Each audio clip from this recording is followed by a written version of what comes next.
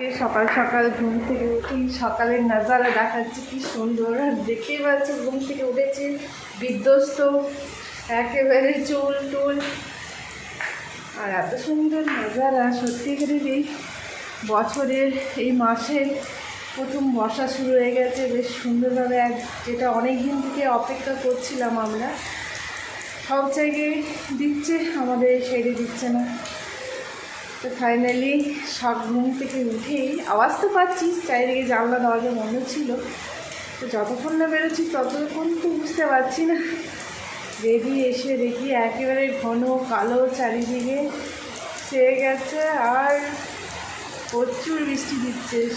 আর দুজনেই আমরা চলে এসেছি ছাদে বৃষ্টি দেখতে। ঘুম থেকে উঠে আমরা ছাদে চলে এসেছি। এরপর আমাদের গাছগুলোকে দেখতে হবে, তারা এইবারে বেশ প্রাণটা ফিরে পাবে, কারণ এতদিন তারা মানে ওই জল দিচ্ছিলাম কোনো রকম করে বেঁচেছিল, এখন ভালোভাবে বাঁচবে।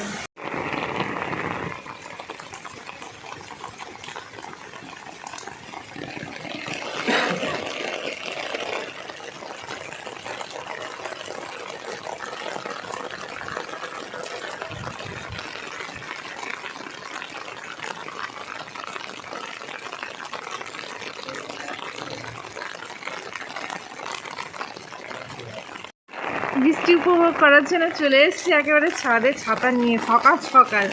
এখনও কিছু কাজ ছাড়িনি, ঘরে অনেক কাজ পড়ে রয়েছে, এখনও ব্রাশও করা হয়নি, কিন্তু এই বৃষ্টিটার উপলব্ধি করতে তো হবেই। বেশ মজা, একেবারে ছাতা নিয়ে বেরিয়ে পড়েছি ছাদের মধ্যে ঘোরাঘুরি।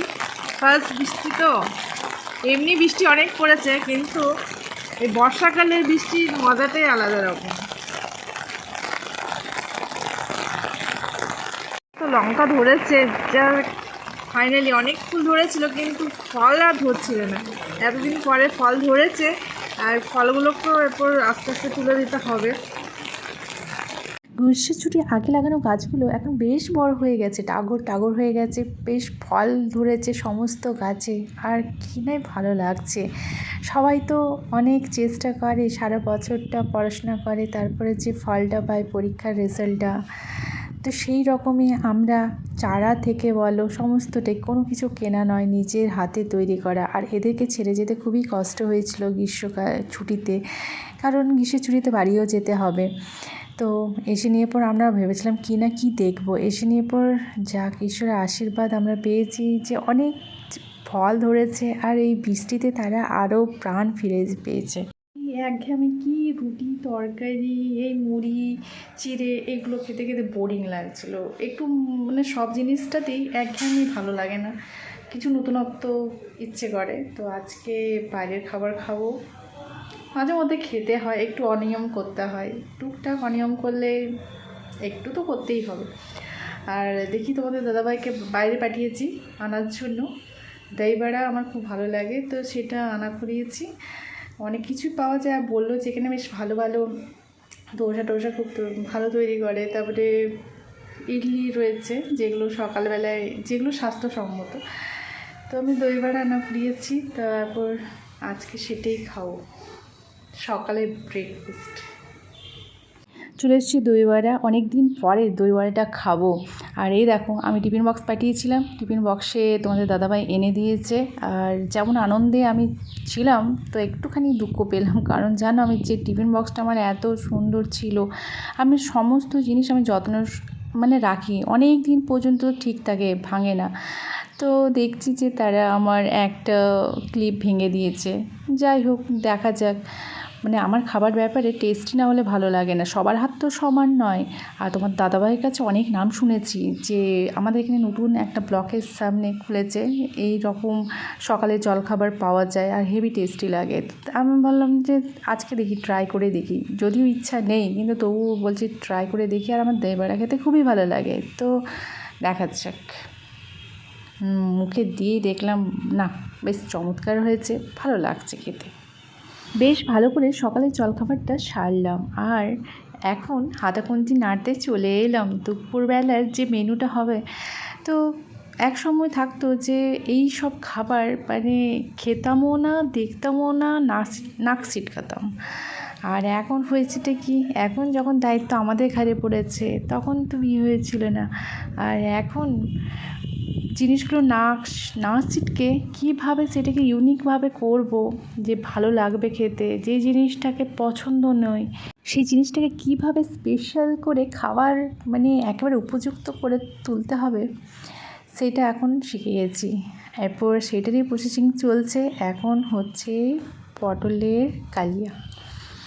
এক এক করে সমস্ত রান্নায় প্রায় গুছিয়ে নিয়েছি, মানে ভাত, ডাল, ভাজি, আর যেটা স্পেশাল মেনুটা করছি পটলের কালিয়া, তো সেইটা এখন প্রিপারেশন চলছে। অনেক কিছু জিনিসপত্র করতে হবে, তো স্পেশাল মানে শুধু ওই আদা বাটা রসুন বাটা দিয়ে তো নয়, অনেক কিছু দিয়ে তৈরি করতে হবে। তো সেটা এখন আমি রেডি করব। তার আগে যে পটল ছিল, আলু ছিল, সেগুলোকে আমি ভেজে তুলে রেখে দিয়েছি।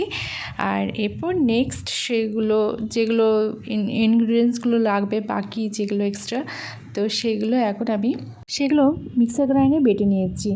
আর এটা অনেকটা সেই পনির রান্না হয় না, সেই রকম অনেকটা পনিরের মতো খেতে, কিন্তু বেশ ভীষণ ভালো হয়েছিল।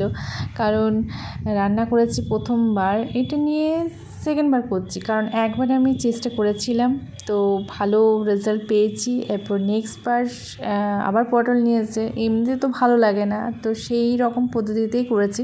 আর এইটা বেশিরভাগ ভালো লাগবে রুটির সাথে, তো ভালো লাগবেই, সাথে সেই সরু চালের ভাত হয় না, সেই সরু চালের ভাত দিয়ে কিন্তু হেভি লাগবে এইসব মানে তরকারি খেতে। স্পেশাল রান্না করতে গেলে স্পেশাল টাইমেও তো লাগবে। যত একটু একটু করে বেড়ে উঠছি না, ততই মানে সমস্ত দিক থেকেই আমরা বেড়ে উঠছি। সত্যিকারেরই সবাই বলে যে তোরা এখন ছোটো আছিস, তোরা এখন কিছু বুঝবি না। এখন জিনিসটা বুঝলাম যে বড় হয়ে কোনো জিনিসটাই যে আমাদের অপছন্দের জিনিস আমরা ছোটোবেলায় কী করতাম, বা আমাদের তখন জ্ঞানও থাকতো না, মানে জ্ঞান অনেক বড় হয়ে পরেও যখন ইয়াং বয়স হয়েছে তখনও কিন্তু আমরা যেগুলো পছন্দ নয় সেগুলোকে আমরা ফেলে দিতাম বা সেগুলোকে ইগনোর করতাম। কিন্তু এখন বুঝেছি না, কোনো জিনিস ফেলার নয়, সমস্ত কিছু জিনিসেরই মূল্য রয়েছে। তোমাকে সেটাকে গুছিয়ে বাগিয়ে পরিবেশন করতে হবে।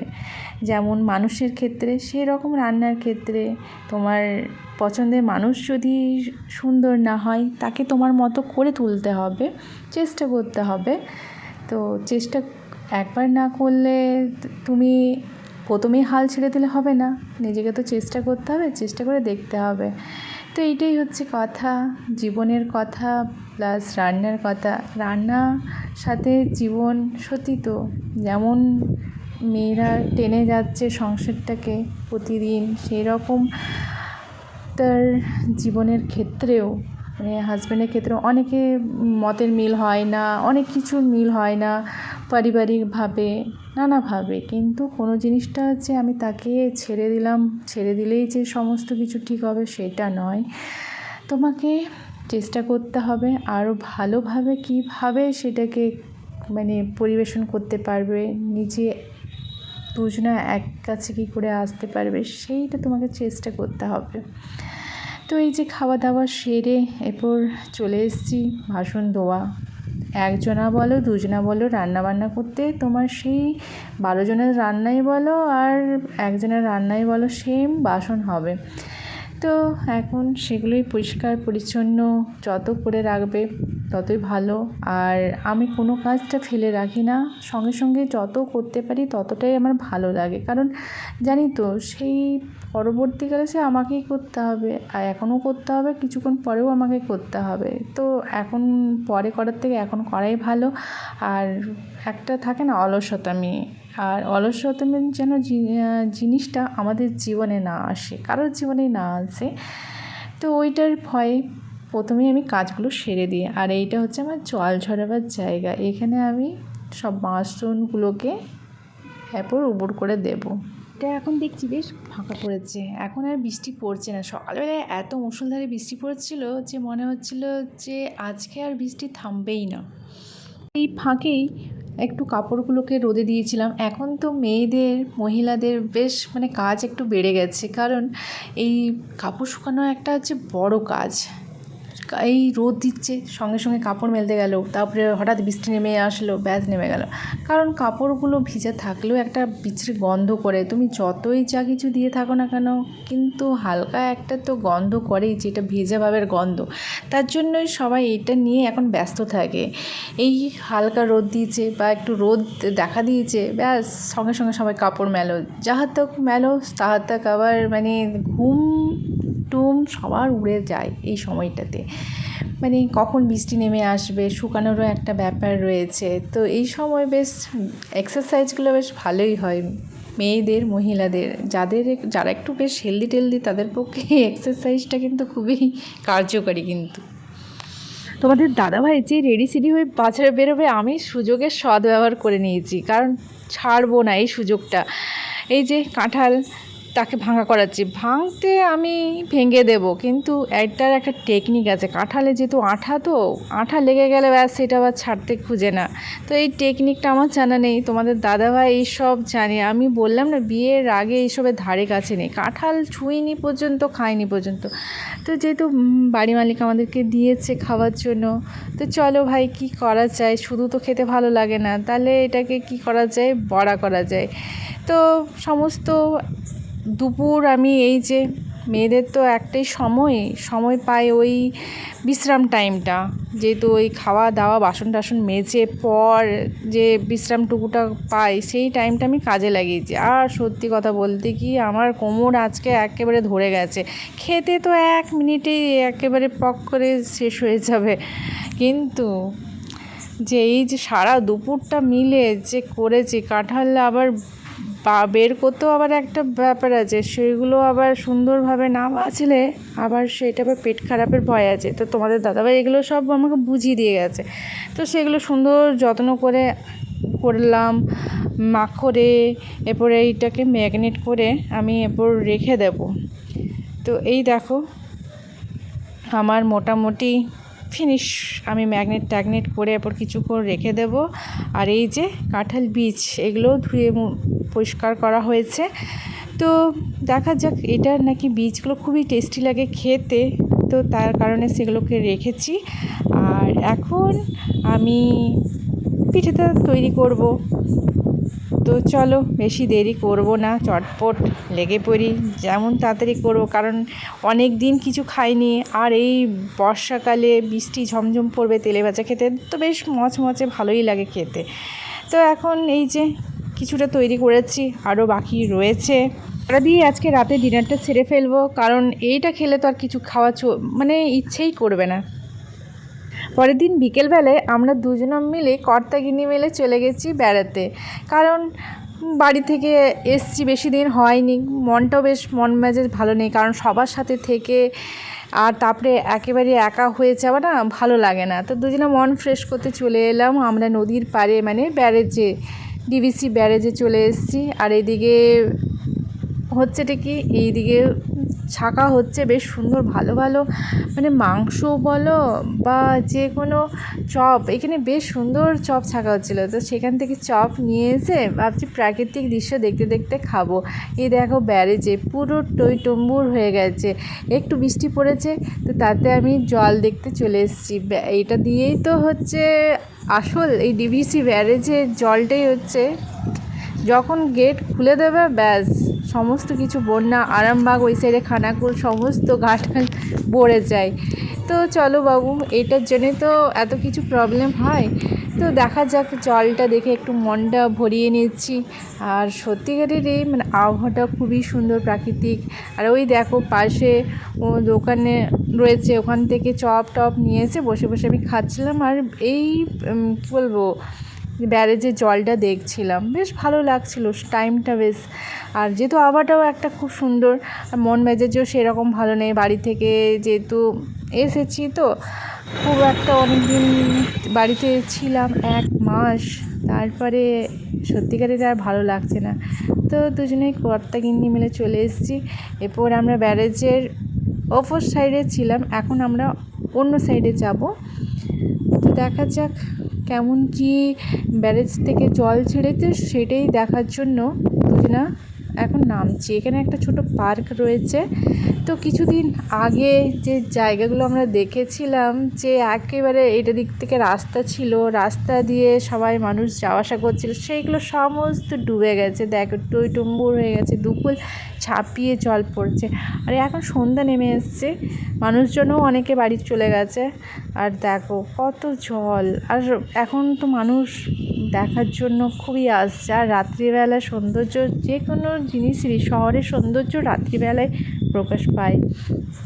দিনে তো এত ব্যস্ততার মধ্যে কেউ সময় পায় না দেখার, কিন্তু এই রাত্রিবেলাটা সত্যি। আর এই দেখো মাছওয়ালাগুলো এখন থেকে প্রিপারেশন নিচ্ছে তাদের মাছের জন্য, কারণ জল ছাড়া হচ্ছে এখন তো মাছ। আর এখানে প্রাকৃতিক পরিবেশটা খুবই সুন্দর লাগছে। আর অনেক দিন পর এইরকম হাওয়া বেশ সুন্দর, মানে শহরাঞ্চলে এইরকম হাওয়া খেতে সত্যিকারেরই মানে টাকা দিয়েও কিনে পাওয়া যায় না। তো দুজনে চলে এসেছি, আর সার্থক হয়েছে আসাটা। আজকে হচ্ছে এই ব্রিজের মেরামতি কাজ চলছিল, তো সেইটা আজকে খোলা হয়েছে। আর সেই রকমই জ্যাম, পুরো একেবারে ব্রিজটা ভর্তি, মানে যাচ্ছেই না গাড়িগুলো। আর যেটা একটা মাধ্যম করা হয়েছিল একটা যাওয়ার জন্য, তো সেই মাধ্যমটা এখন জল ডুবে গেছে। আর সেই ফাঁকে আমরা দেখতে এসেছি, পরিবেশটাও খুব ভালো লাগছে। আর কয়েকটা গেট খোলা আছে।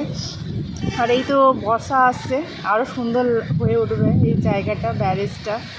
তো ব্যারেজের সৌন্দর্য তো এরপর আস্তে আস্তে বৃদ্ধি পাবে।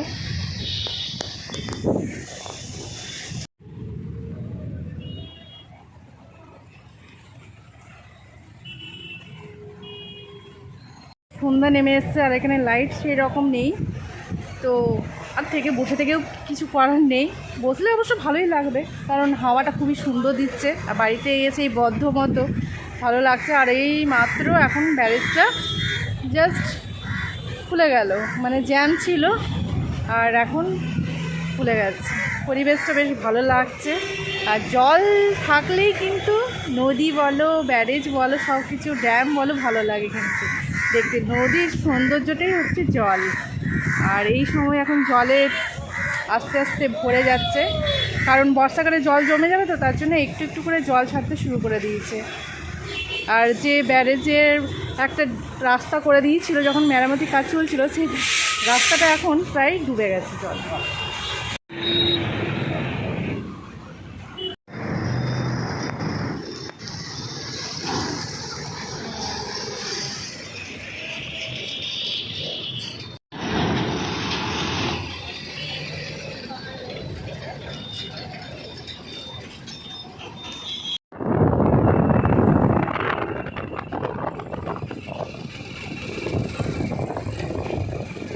কয়েকদিন আগে এই ডিবিসি ব্যারেজে এসেছিলাম, সেই সময় বর্ষার শুরুটা, জাস্ট সেই সময়টা বর্ষা আরম্ভ হয়েছিল আমাদের ওখানে।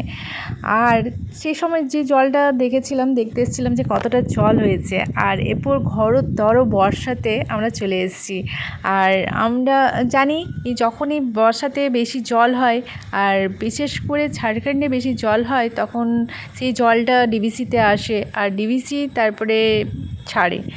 তো এখন গেট দেখছি খোলা রয়েছে, বেশিরভাগটাই খোলা রয়েছে। আজকে মোটামুটি তোমার দাদাভাইয়ের ছুটি আছে, তাই আমরা সুযোগ বুঝে সুযোগের সদ্ব্যবহার করতে চলে এসেছি। কারণ ব্যারেজের নাজারাটা তুমি একবার দেখো, এই সময়টাই তো এই নাজারাগুলো দেখার, উপভোগ করার। সত্যিকারেরই চারিদিকে মানে কি আওয়াজ। এখনও পুরো গেট, সবগুলো গেট খোলা অবস্থায় আমি কোনোদিনও যাইনি, কারণ সেই সময় প্রচুর বৃষ্টি হয়। তো আর আজকে হালকা একটু করেছে বৃষ্টি, তো সেই ফাঁকে আমি চলে এসেছি। আর কয়েকটা গেট খোলা হয়েছে, আর তাতে দেখো মনে হচ্ছে এই জায়গাটাতে বর্ষা হয়ে গেছে, আমিও ভিজে একাকার হয়ে গেছি এই জায়গাটাতে। মানে মানে কী আর বলবো, দুর্ধর্ষ যেমন সুন্দর সেই রকম ভয়ঙ্কর লাগছে, একেবারে ছাপিয়ে গেছে জলে, জলময় টুইটুম্বুর। যেমন আনন্দ লাগছে না, সেই রকম মানে কিছু মানুষ থাকে, তাদের কাছে এটা দুঃখের কারণ হয়। কি করব, প্রকৃতির সুন্দর একটা জিনিস, ঈশ্বর সৃষ্টি জিনিস, মানুষ এই জলের জন্য হাহাকার করে। আবার বেশি জল হলে বোঝো ঠেলা, তখন সেইটা তাদের অবস্থা কষ্টকর হয়েছে। কি করব, কারো আনন্দ কারো দুঃখ তো সেটা তো থাকবেই, কিন্তু কিছু আর করার আছে কি আমাদের হাতে? কিছু করার নেই। তো এখন উপভোগটাই করি না কেন? তো এই দেখো সুন্দর নাজারা, আর এই যে আমরা চলে এসেছি এই বর্ষাকালটাকে উপভোগ করার জন্য। এখন ভুট্টা চলে এসেছি, ভুট্টা পোড়া খাবো, আর এই নুন লেবু দিয়ে বেশ মাখো মাখো জাম্পিস করে হেভি লাগবে। আমরা যখন এসেছিলাম তখন দেখছি কেউ আসেনি, আর যেখানেই আমরা যাচ্ছি সেখানেই ভর্তি হয়ে যাচ্ছে। তো এই দেখো এখন বসে বসে আমি ভুট্টা খাচ্ছি, আর গ্রামে নাজারাটা উপলব্ধি করছি। মানে গ্রামে ভুট্টা খেয়ে সেটা শহরে আমি ভুল মেটাচ্ছি। আমি এই সাইডে বসে বসে ভুট্টা খাচ্ছি, আর অপোজিট সাইডে দেখো ওখানে মাছের বাজার বসেছে। যে ড্যামে মাছ ধরা হয় না, সেই ড্যামের মাছগুলো এখানে বিক্রি করা হয়। আর বরফের মাছ অনেকে পছন্দ করে না, আর দেশি মাছ বলো মুরগি বলো যে টেস্টটা থাকে সেটা সত্যি তুলনা হয় না। তো এদিকে চলে এসেছি নদীঘাট বলে জায়গা। এইখানটাতে এখনও আলো দেয়নি, কারণ এখানে সন্ধ্যা আরতি হবে, তারপরে আলোও দেবে। বেশ সুন্দর লাগে জায়গাটা। এখানটাতে বসারও জায়গা আছে, সামনে নদীঘাটটা রয়েছে।